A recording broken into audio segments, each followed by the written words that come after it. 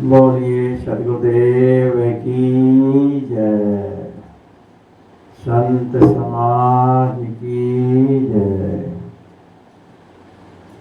मेरे जीवन के प्रेरणा स्रोत, मेरे परम आराध्य मेरे सदगुरुदेव के पावन चरणों में चरण बंदगी एवं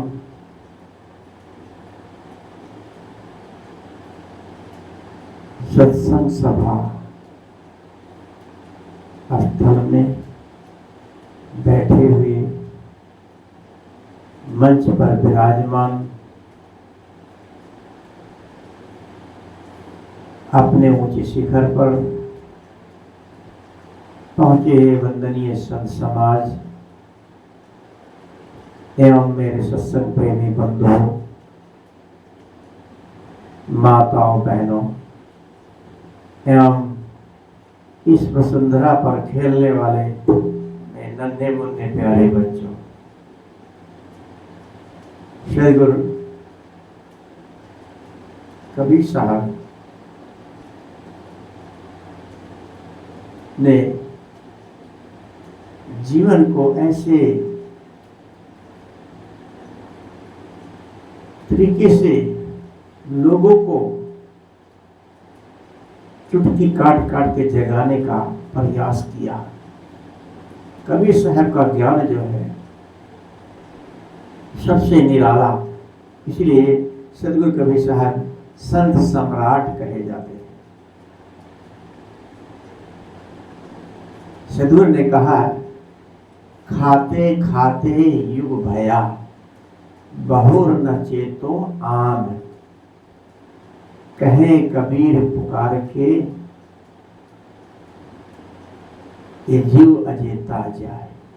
खाते खाते युग भया, बहुर न चेतो आए, कहे कबीर पुकार के, ये जीव अचेत जाए। पूरा जीवन हम लोग खाने खाने में बिता देते हैं। हम लोग क्या कभी सोचा है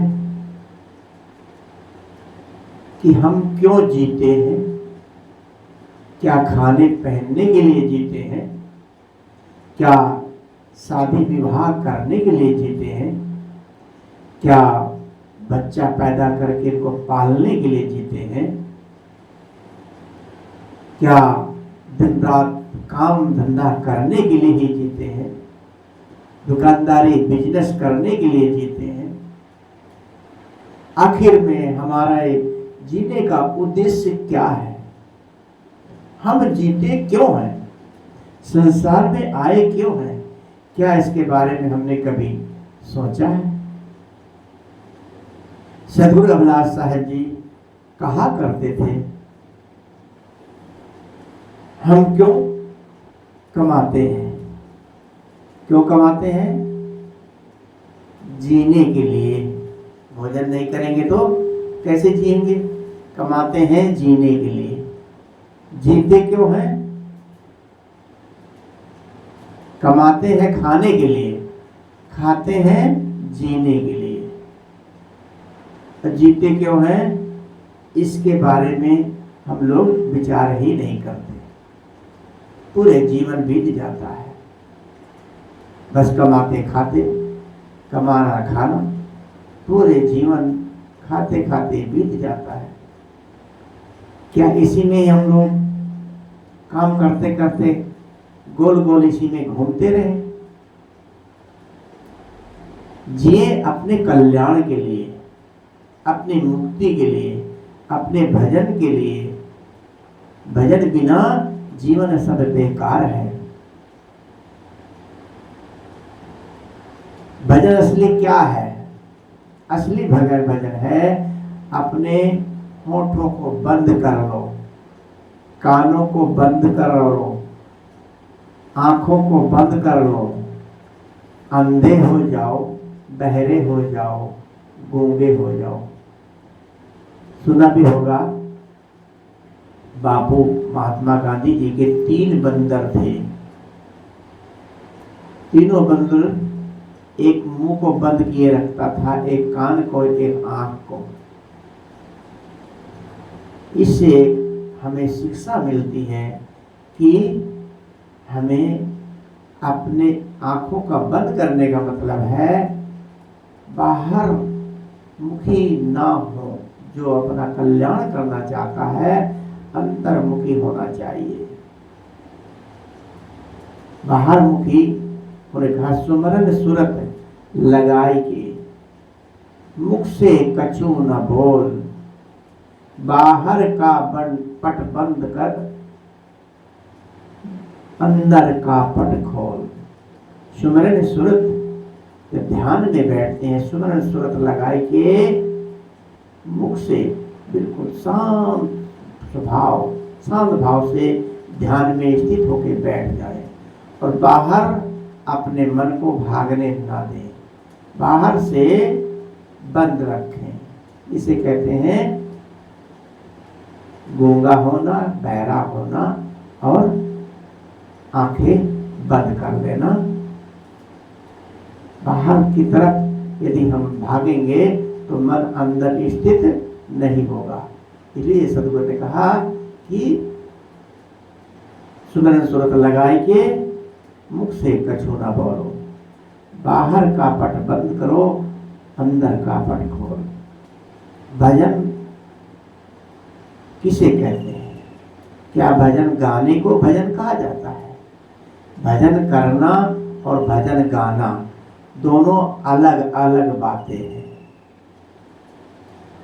भजन एक होता है मनोरंजन, अच्छी चीज है, मनोरंजन करना चाहिए, लेकिन भजन ऐसा भजन गाना चाहिए कि समय से गाएं, समय से, और वातावरण को देख कर गाएं। कहीं अचानक मोहल्ले बस्ती में किसी का शरीर छूट गया और हम माइक बजा रहे हैं, वो भी एक अच्छी बात नहीं है, अच्छा नहीं लगता और लोग कटु भी बोलेंगे। ये देख करके भजन सत्संग भी करना चाहिए। और 12-12 बजे रात तक, 10-10, 12-12, 1 बज जाते, पूरी रात लोग अखंड पाठ रामायण का रख लेते हैं, भजन सत्संग जागरण करते हैं पूरी रात, लोगों की नींदें हराम कर देते हैं। करना चाहिए, लेकिन वातावरण को देख करके समय के अनुसार।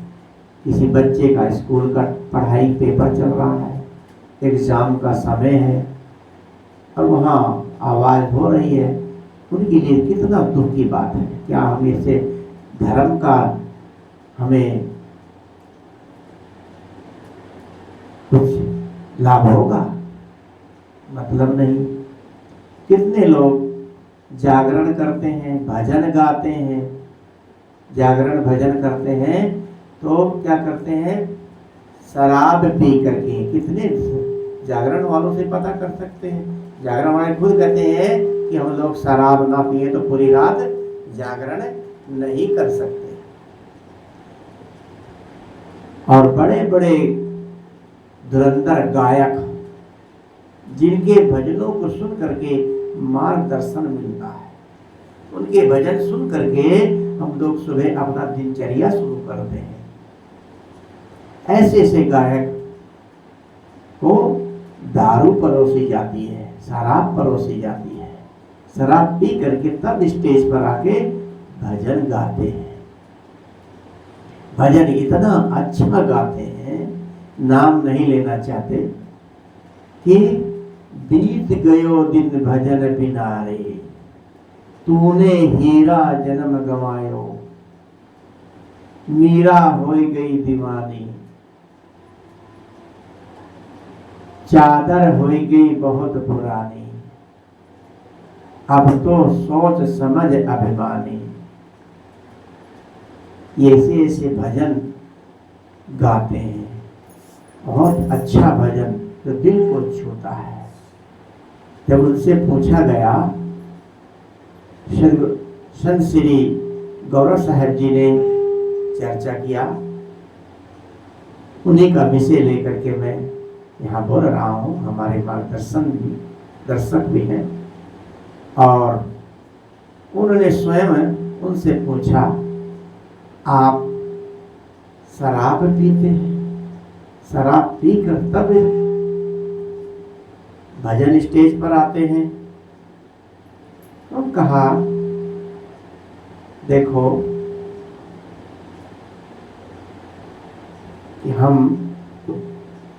साधु नहीं हैं, संत नहीं हैं, हम पेशेवर प्रवक्ता हैं भजन गाने के। तो उन्होंने कहा, ठीक है, लेकिन इधर से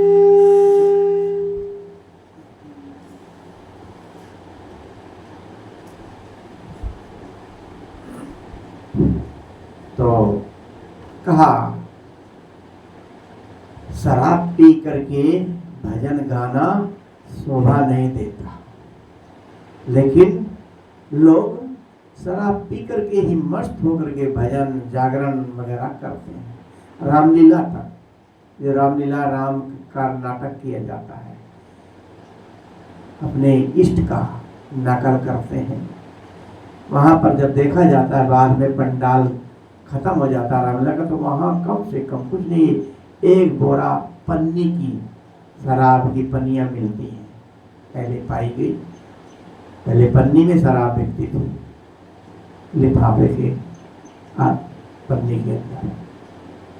तो शराब पी पी करके धर्म का काम करते हैं। कितने लोग अखंड पाठ रामायण का पाठ रखते हैं कि भाई के साथ मुकदमा चल रहा है और उस मुकदमे में जीत हो जाए, अखंड पाठ रामायण का रखते हैं। अरे राम और भरत के प्रेम से शिक्षा नहीं लेते। राम और भरत में कितना प्रेम था एक दूसरे के लिए। राम ने कहा ये तुम्हारा राज्य है, भरत ने कहा ये तुम्हारा राज्य है। दोनों ने तिनकी की तरह एकदम त्याग दिया और दोनों ने राज्य नहीं किया। भरत जी ने उनके नाम से खड़ा उस सिंहासन पर रख करके अपने भाई के नाम से राज चलाया, देख रेख करते थे। बस ऐसे भाई कहीं दुनिया में होंगे? तो हम लोग रामायण को मानते हैं, रामायण की नहीं मानते। राम को मानते हैं, राम की नहीं मानते। गुरु को मानते हैं, गुरु की नहीं मानते। कृष्ण जी को मानते हैं, कृष्ण जी की कहाँ मानते हैं? कृष्ण जी ने क्या कहा है? कृष्ण जी ने गीता में बहुत अच्छा ज्ञान दर्शाया है। उन्होंने लिखा है अपने पिता को भी खुद, जब उनके पिताजी यज्ञ रचना कर रहे थे, उन्होंने पूछा, छोटे थे, कि ये क्या कर रहे हैं? उन्होंने कहा इंद्र की पूजा करनी है, यज्ञ रच रहे हैं। तो उन्होंने कहा इंद्र की पूजा क्यों करोगे? इंद्र क्या देगा हमें? कहे नहीं, वो बरसात करते हैं। कहे बारिश इंद्र नहीं कराता, प्राकृतिक से बरसात होती है। और उन्होंने कहा इंद्र की पूजा नहीं करनी, हमें गोवर्धन पर्वत की पूजा करनी है, जहाँ हमारे गौएं चुगती हैं और गौओं की पूजा करनी है, जिनका हम दूध पीते हैं। आप बहुत कुछ कृष्ण जी ने गीता के अंदर कहा है। उन्होंने कहा मुझे मानो, मुझे पूजो, मैं ही सब कुछ हूँ। क्या मतलब? मैं ही आत्मा की तरफ इशारा करके कहते मैं ही पूजनीय हूँ, मैं ही सब कुछ हूँ। ये आत्मा ही सब कुछ है। इसको ना पानी गला सकता है, ना अग्नि जला सकती है, ना कोई हथियार इसको काट सकता है। आत्मा अजर अमर है। मरता क्या है? कुछ नहीं मरता। अरे मरना मरना क्या कहे, मेरी मरे भला। मरना सास और मर गया, अब क्यों मरने जाए? जो मरना था मर गया। अपने काम, क्रोध, अहंकार को मारना है, विकारों को मारना है, अपने अंदर जो जहर भरा है उसको मारना है। तो अपने जीवन को हम कैसा बना रहे हैं? भजन सत्संग मुक्ति का द्वार है, लेकिन हमें अपने मन को पहले बदलना है, अपने जीवन के उद्देश्यों को देखना है कि हम जीते क्यों हैं। जीवन भर खा खा के जीवन बिता देते हैं।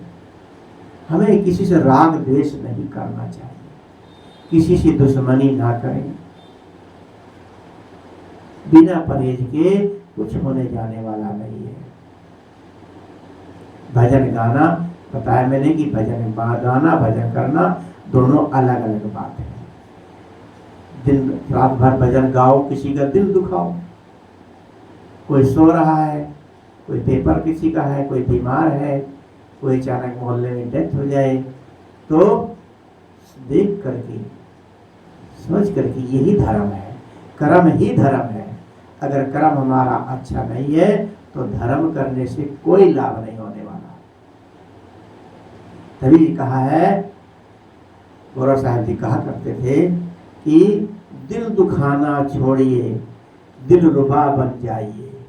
दिल दुखाना छोड़िए, दिल रुबा बन जाइए।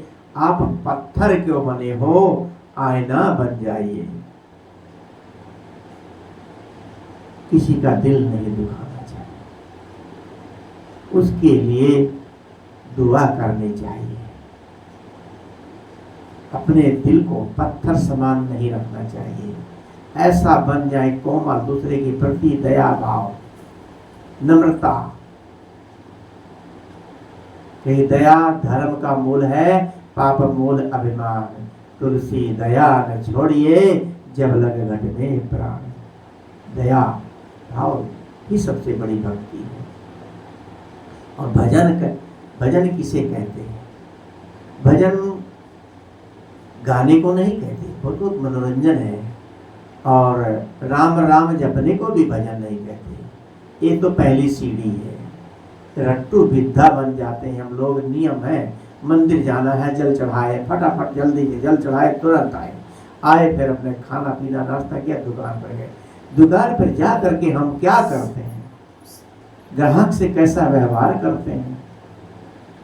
अगर हम तिलक लगाए बैठे हैं और धर्म का काम करके आए हैं, ग्राहक के साथ ऐसा भाव व्यवहार, दया का भाव रखें और उसके प्रति अच्छा व्यवहार करें। ग्राहक ही देवता है। तो अपना पूरा जीवन अच्छा निर्मल बनाने से इसी भजन कहते हैं। लोग बस रट्टू विद्या, तोता की रट्टू विद्या, जैसे कि एक तोते को किसी ने बाजार से खरीद के कोई लाया, ला करके घर में उसको सिखाया। क्या सिखाया? इसमें क्या संदेह, ये शिक्षा दे दिया। और लोग उस जो है कि ले जाके बाजार में उसको पिंजरे में रख दिया और टांग दिया कि ये तोता सब कुछ जानता है। रामायण, गीता, उपनिषद और कुछ भी इससे पूछो सबका उत्तर दे देगा ये। तो लोग आने लगे पूछने के लिए। तो जो कोई आता पूछता, हाँ तोता राम, क्या तुम रामायण जानते हो? कहता इसमें क्या संदेह। फिर कोई आया, किसी ने पूछा क्या तुम गीता के श्लोक जानते हो? कि इसमें क्या संदेह।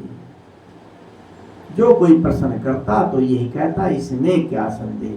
सुन करके कोई सेठ उसको खरीद लाया। अब मुझे कहीं सत्संग में जाने की जरूरत नहीं है, तोता ज्ञानी ध्यानी मिल गया। अब इसी से सब कुछ हम सुनेंगे, सीखेंगे। अपने घर में रख लिया। तो लोग भी सुन के उससे आते थे पूछने के लिए। तो यही कहता था इसमें क्या संदेह। जो कोई आता पूछता कि उस उपनिषद की कुछ जानते हो? क्या इसमें क्या संदेह।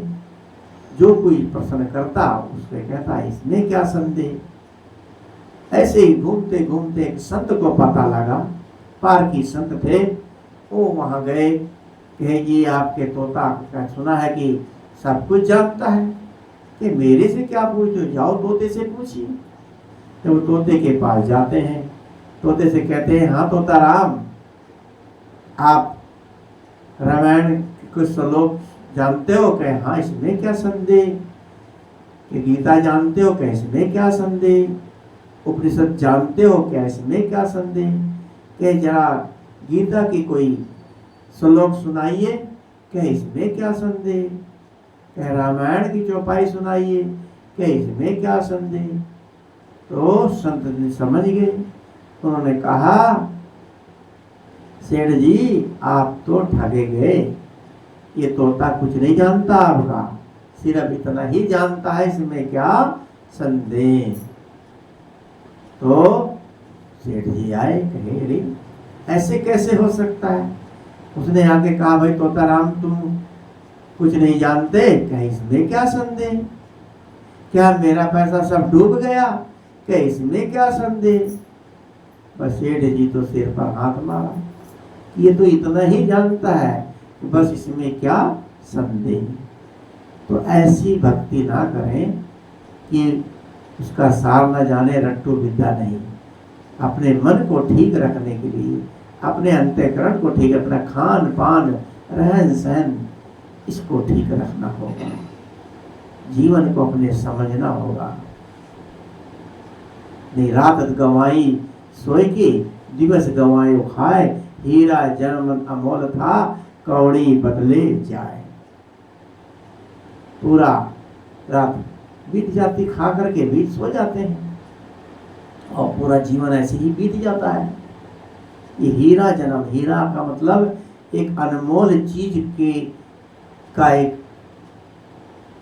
बताया जाता है, जैसे हीरा बहुत अनमोल होता है, लेकिन आत्मा तो हीरे से भी इसकी कोई कीमत नहीं है, अनमोल से भी अनमोल है, इसकी कीमत नहीं लगाई जा सकती। हीरा करोड़ों का हो सकता है, लेकिन आत्मा की कीमत नहीं आकी जा सकती। लेकिन किससे आके?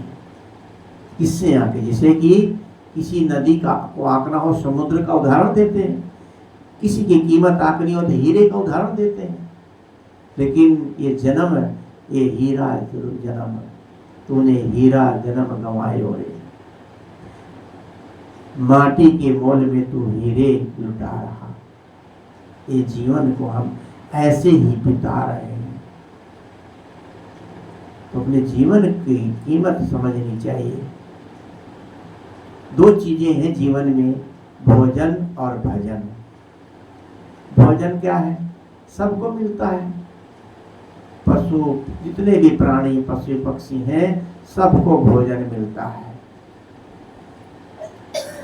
लेकिन भजन किसको मिलता है? मनुष्य के लिए बना है भजन, मनुष्य के लिए।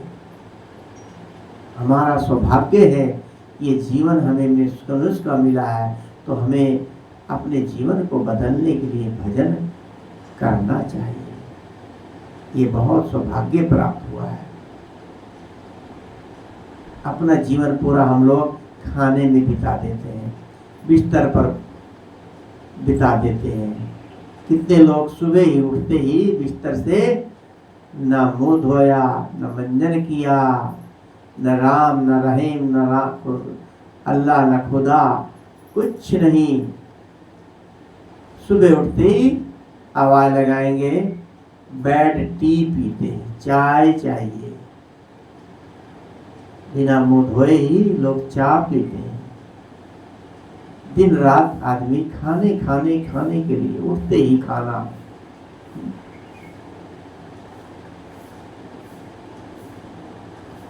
हमें अपने पेट को भरने के लिए पूरा जीवन हम लोग इसी में बिता रहे हैं। ये पेट एक ऐसा कहा है गड्ढा है, ये जीवन भर नहीं भरता, जीवन भर नहीं भरता। आंखें हम ज़्यादा लगाएं, अपने जीवन में कम से कम 3-4 ट्रक चावल आटा खा गए होंगे। यदि जोड़ा जाए 3 ट्रक से ज़्यादा चावल आटा खा गए होंगे। क्या पेट भरा? कभी नहीं भर सकता। खाते रहो खाते रहो, ये कभी, ये ऐसा गड्ढा है कि कभी नहीं भरता। कहते हैं कि गड्ढे जीवन में 4 गड्ढे होते हैं, बताए गए हैं कि पहला गड्ढा है पेट, ये कभी नहीं भरता, खाते रहो निकालते रहो। और दूसरा गड्ढा है समुद्र। समुद्र गड्ढा ऐसा है, पूरी दुनिया की नदियां सब उसी में जाती हैं। कभी सुना समुद्र में बाढ़ आ गई? तो उबाल तो आता है, लेकिन उबाल आके वहीं समाप्त हो जाता है। और तीसरा गड्ढा क्या है? शमशान। शमशान भी ऐसा गड्ढा है कि इसमें लाशें दफनाई जाती हैं, फूंकी जाती हैं, लेकिन फिर खाली का खाली। कोरोना काल में देखा होगा, लाखों लाखों लाशें एक एक दिन में फूंकी गई, जलाई गई, और फिर शमशान खाली का खाली। और चौथा गड्ढा है क्या? हमारा मन। मन ऐसा गड्ढा है, हमारी खोपड़ी, हमारा मन ऐसा गड्ढा है, ये जीवन भर नहीं भरता। भोजन कर लिया, भोजन के बाद कोई अगर मिठाई खटाई मिल जाए उसको खा लेंगे। बाजार चले गए तो कोई ठिकाना नहीं, रसगुल्ला मिला, चाट, कुछ और भी चीज़ें मिल गई ठंडा गरम, उसको खा लिया। तो ये मन हमारा कभी नहीं भरता। जीवन भर हम लोग जो है कि खाते रहते हैं, मन नहीं भरता। और कितने लोग हैं बूढ़े हो जाते हैं, दांत टूट जाते हैं, और पान खाते हैं तो सुपारी क्या करते हैं? पीस कर खाते हैं।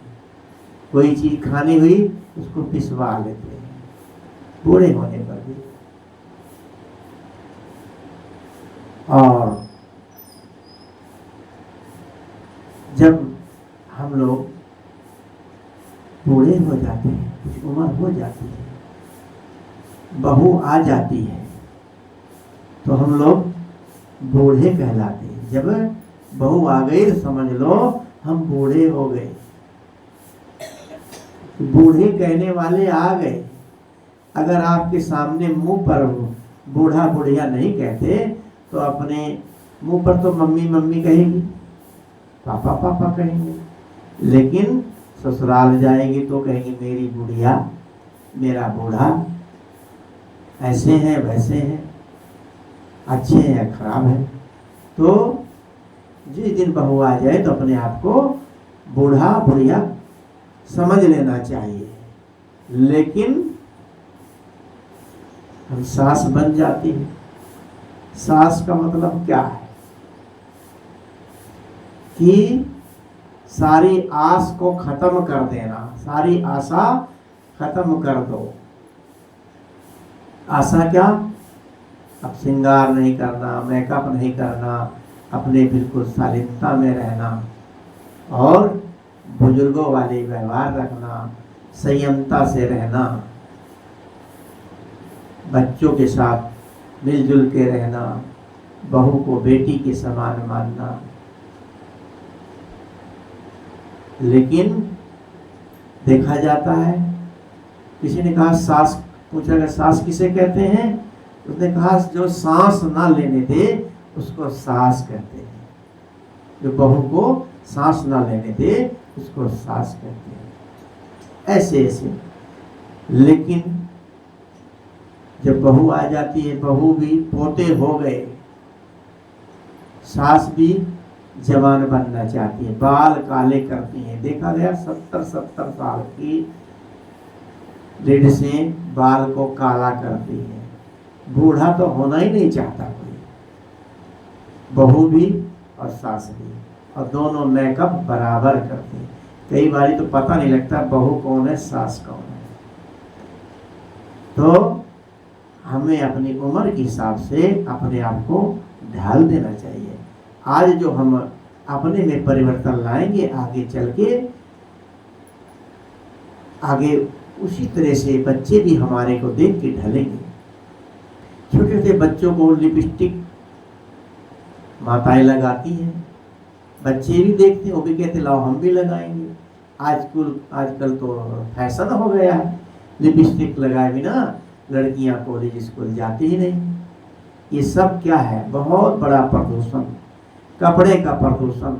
कैसे वस्त्र कपड़े पहनते हैं, देखते भी ला जाती है। ये सब जीवन को परिवर्तन करना, तभी तो अपने जीवन को हम कुछ मुक्ति कल्याण की तरफ ले जा सकते हैं। जब तक हमारी रहनी गहनी सही नहीं होगी, तब तक हम अपना कल्याण मुक्ति का काम कहाँ कर सकते हैं। पहले हमें आदर्श सीखना है। जो हम आज अपना संस्कार अपने अंदर रखेंगे, वही संस्कार आगे चल के बच्चों को मिलता है। बच्चे उसी अनुसार चलेंगे। अगर हम जैसे बोल रहे हैं, जैसे खा रहे हैं, जैसे चल रहे हैं, उसी तरह से बच्चे देखकर उसकी नकल करते हैं।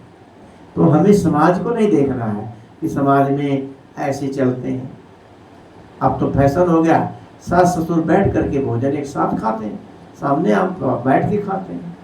क्या जमाना आ गया, घूंघट का जमाना ही नहीं रह गया। और भी बहुत चीजें हैं जो कि नाच डांस सास ससुर के साथ भी करते हैं। क्या जमाना आ गया? क्या ये संस्कार है? क्या हम माता सीता से यही सीखा हमने? माँ सीता घूंघट करती थी, सती अनसुईया अपने पति को पति के रूप में देखती थी। कितनी सतियों के बारे में बताया जाए, कैसे रहते थे। लेकिन समाज आज कितना पतन समाज का होता जा रहा है। देख देख के लोग अपने आप को पतन की तरफ ले जा रहे हैं। इसलिए अपना कल्याण अगर हम चाहते हैं, पहले अपने मन को पकाओ। बाल को पकने दो, मन को पकाओ। बाल सफ़ेद होने दो, मन को सफ़ेद करो। ध्यान का मतलब क्या है? ध्यान आपकी अवस्था अपने आप में एकाग्रचित्त से होना, अपने आप में साक्षात्कार करना। इसलिए जिनका भजन और भोजन में अंतर होता है। भजन और भोजन और ध्यान अलग अलग, तीनों अलग अलग हैं। भोजन हम लोग 3 टाइम करते हैं, भजन एक बार भी नहीं करते ढंग से, ठीक से नहीं। एक बार भी करते हैं तो फॉर्मेलिटी करते हैं। यदि हम साल भर में एक बार घर की सफाई करें तो घर साफ रहेगा। साल भर में हम एक बार कपड़ा धोएं तो पूरे साल साफ रहेगा। सत्संग में साल भर में एक बार चले जाएं तो क्या हमारे जीवन में परिवर्तन आएगा? नित्य नियम से हर काम को करोगे तभी जीवन में परिवर्तन आएगा, तभी हमारे संस्कार बदलेंगे। यदि संस्कारी बनना है तो अपने को बदलना चाहिए। अपने को जब तक हम नहीं बदलेंगे तब तक हमारे में संस्कार नहीं जागेंगे। इसलिए सद्गुरु ने कहा है कि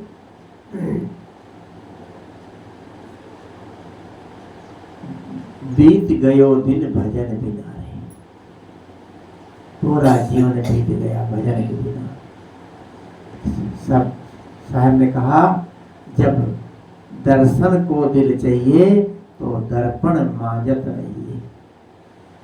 जब दर्शन को दिल चाहिए तो दर्पण मांजत रहिए। जब दर्पण लागी काई तो दरस कहाँ से पाई।